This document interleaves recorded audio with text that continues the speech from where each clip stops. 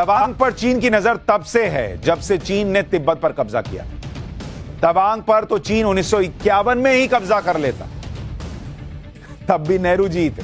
लेकिन एक ऐसे हीरो ने तवांग को बचा लिया जिसका जिक्र नहीं किया जाता। आपने नेहरू जी के नाम पर तमाम यूनिवर्सिटीज सुनी होंगी, सड़कें सुनी होंगी, अवार्ड सुने होंगे, लेकिन उस हीरो के बारे में नहीं सुना होगा जिसने तवांग को बचाया।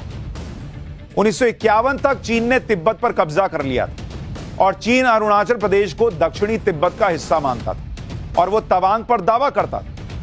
तवांग में चीन के बढ़ते खतरे को देखते हुए असम के तत्कालीन गवर्नर जयराम दास दौलतराम ने नागालैंड के एक मेजर बॉब खाटिंग को तवांग भेजा। गवर्नर ने अपनी तरफ से भेज दिया खतरे को देखते हुए, दिल्ली से ऑर्डर नहीं आया।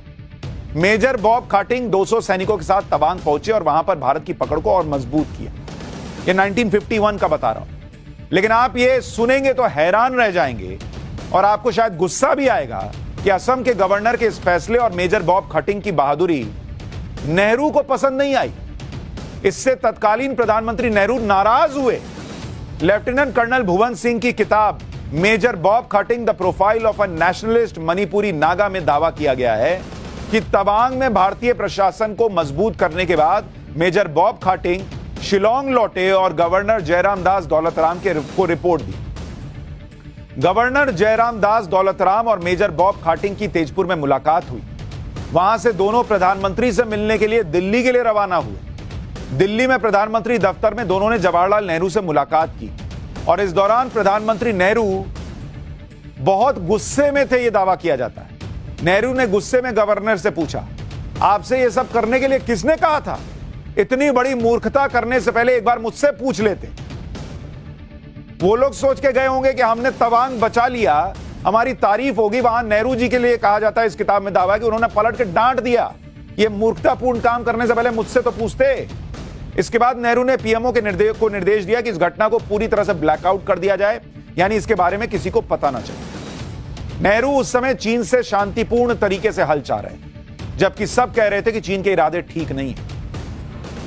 अगर असम के गवर्नर ने मेजर बॉब खाटिंग को तवांग नहीं भेजा होता और मेजर बॉब खाटिंग ने वो बहादुरी न दिखाई होती तो चीन की सेना तवांग और अरुणाचल प्रदेश पर कब्जा 1951 में ही कर चुकी होती।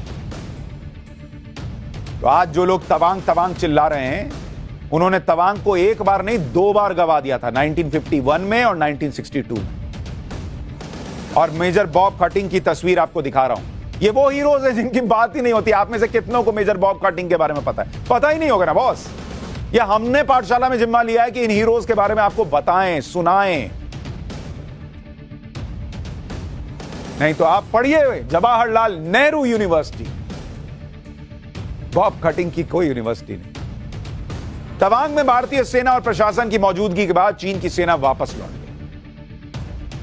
मेजर बॉब खाटिंग ने अपनी बहादुरी से अरुणाचल प्रदेश को बचाया था।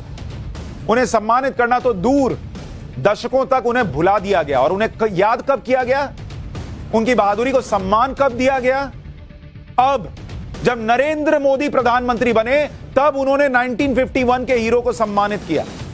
फरवरी 2021 में मोदी सरकार की पहल पर मेजर बॉब खाटिंग को अरुणाचल रत्न से सम्मानित किया गया। तवांग को बचाने वाले मेजर बॉब खाटिंग का एक मेमोरियल भी तवांग में बनाया गया, जिसकी तस्वीर आपको दिखा रहा हूं। इसके लिए भी कोई नरेंद्र मोदी लगा कि वो आए और आकर देश के इस बड़े हीरो को सम्मानित करें।